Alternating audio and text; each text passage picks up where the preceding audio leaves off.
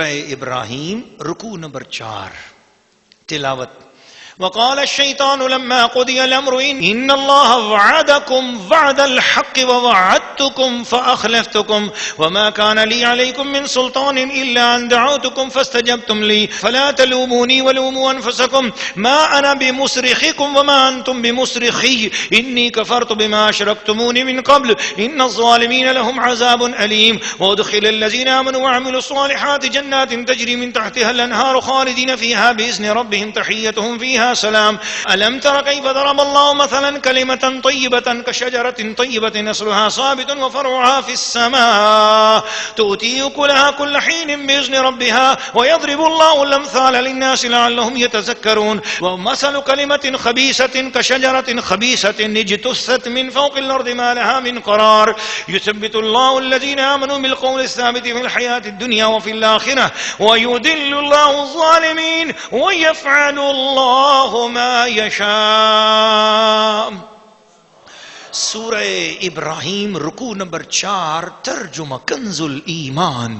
اور شیطان کہے گا جب فیصلہ ہو چکے گا بے شک اللہ نے تم کو سچا وعدہ دیا تھا اور میں نے جو تم کو وعدہ دیا تھا وہ میں نے تم سے جھوٹا کیا اور میرا تم پر کچھ قابو نہ تھا مگر یہی کہ میں نے تم کو بلایا تو تم نے میری مان لی. تو اب مجھ پر الزام نہ رکھو, خود اپنے اوپر الزام رکھو. نہ میں تمہاری فریاد کو پہنچ سکوں نہ تم میری فریاد کو پہنچ سکو. وہ جو پہلے تم نے مجھے شریک ٹھہرایا تھا میں اس سے سخت بیزار ہوں. بے شک ظالموں کے لیے دردناک عذاب ہے.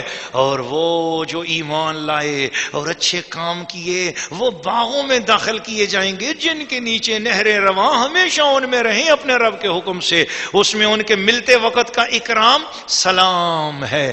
کیا تم نے نہ دیکھا اللہ نے کیسی مثال بیان فرمائی پاکیزہ بات کی, جیسے پاکیزہ درخت جس کی جڑ قائم اور شاخیں آسمان میں ہر وقت پھل دیتا ہے اپنے رب کے حکم سے. اور اللہ لوگوں کے لیے مثالیں بیان فرماتا ہے کہ کہیں وہ سمجھیں. اور گندی بات کی مثال جیسے ایک گندا پیڑ کے زمین کے اوپر سے کاٹ دیا گیا, اب اسے کوئی قیام نہیں. اللہ ثابت رکھتا ہے ایمان والوں کو حق بات پر دنیا کی زندگی میں اور آخرت میں, اور اللہ ظالموں کو گمراہ کرتا ہے اور اللہ جو چاہے کرے. سورہ ابراہیم رکوع نمبر 4. ناظرین و ناظرات تفسیر ملاحظہ فرمائیے مختصر کہ شیطان کی کوشش یہ ہے کہ وہ نبی کی ذات سے نبی کی تعلیمات سے دور کرتا ہے. نبی کی سب سے بڑی تعلیم یہ ہے کہ اللہ کو ایک مانو, اللہ کے ساتھ کسی کو شریک نہ ٹھہراؤ. اور شیطان کہتا ہے کہ مجھی کو خدا کا شریک بنا لو. پہلے اپنی بندگی کرواتا ہے, اللہ سے شرک کرواتا ہے اور پھر اپنے پیچھے لگوا لیتا ہے اور شرک کے کچھ شعبدے بازیاں دکھاتا ہے, لوگ اس کے پیچھے لگ جاتے ہیں. تو بات یہ ہو رہی ہے کہ نبی کی تعلیمات کو جب کوئی بندہ چھوڑ دے تو اس کے ساتھ شیطان الٹے سیدھے وعدے کرتا ہے ایسا ہوگا ویسا ہوگا, مگر ہوتا کیا ہے عین ٹائم پر سب کچھ اس کے کام بگڑ جاتے ہیں. اور وہ پھر خود کہتا ہے کہ لوموا انفسکم, اپنے آپ کو ملامت کرو, تم نے میری کیوں مانی تھی, تمہارے پاس سچے رسول آئے تھے ان کے معجزے دیکھے تھے, تم نے ان کی کیوں نہیں سنی, میری کیوں مانتے رہے ہو. ما انا بمصرخکم, میں تو آج تمہاری فریاد کو نہیں پہنچ سکتا. وما انتم بمصرخی, اور نہ آج تم میری فریاد کو پہنچ سکو گے. میں تم سے بیزار ہوں, تم نے جو مجھے خدا کا شریک ٹھہرایا تھا. فرمایا اس وقت کیا ہوگا جب ان کے ساتھ تو یہ حال ہو رہا ہوگا, شیطان ان سے دور ہو گیا, وہ شیطان سے دور ہو رہے ہیں. وَادْخِلَ الَّذِينَ آمَنُوا, جنہوں نے مصطفیٰ کا کلمہ پڑھا, میرے نبی کی تعلیمات کو مان لیا, میری توحید کو مان لیا, عمل الصالحات نے کام کی, جنات تجری, ان کو باغوں کے اندر لے جاؤں گا, ان کو ایسی جگہ لے جاؤں گا تحیتہم فیہا سلام, جدھر جائیں گے ان کو سلام کی آواز آئے گی. سبحان اللہ, سلام کی آواز آئے گی, سلام سلام کی آواز آئے گی. اللہ اکبر اللہ اکبر. پھر اللہ نے فرمایا پاکیزہ باتوں کی مثال ایک ایسے درخت کی ہے جس کی جڑیں زمین میں ہوں اور شاخیں آسمان میں ہوں, بلند بالا درخت, مضبوط درخت. یہ جو بھی پاک بات کی جاتی ہے, نیک بات کی جاتی ہے, نیک کلمہ زبان سے نکالا جاتا ہے, یا انبیاء کی تعریف کی جاتی ہے, رسول پاک صلی اللہ علیہ وسلم کی نعت پڑھی جاتی ہے, اللہ کی توحید اور حمد بیان کی جاتی ہے, اس کی مثال تو ایسی ہے. لیکن جب کوئی بندہ گستاخی کرتا ہے تو بے ادبی کی بات کرتا ہے. وَمَثَلُ كَلِمَةٍ خَبِيثَةٍ, بے ادب لوگوں کی بات ایسی ہے جیسے گندی بات, كَشَجَرَةٍ خَبِيثَةٍ, جیسے گندا درخت.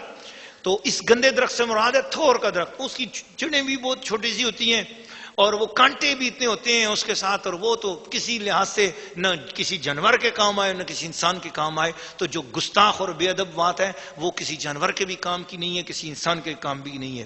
لیکن فرمایا یثبت اللہ الذین آمنوا بالقول الثابت فی الحیات الدنیا، ایمان والوں کو اللہ تعالی ثابت رکھتا ہے بالقول الثابت فی الحیات الدنیا، ان کو اس دنیا کی زندگی میں ثابت کلمہ لا الہ الا اللہ محمد رسول اللہ، یہ قول ثابت ہے، اس کے ساتھ دنیا میں زندہ رکھتا. وبالآخرہ، ان کی آخرت بھی اسی کلمے کے ساتھ ہوگی. کتنی بڑی سعادت کی بات ہے.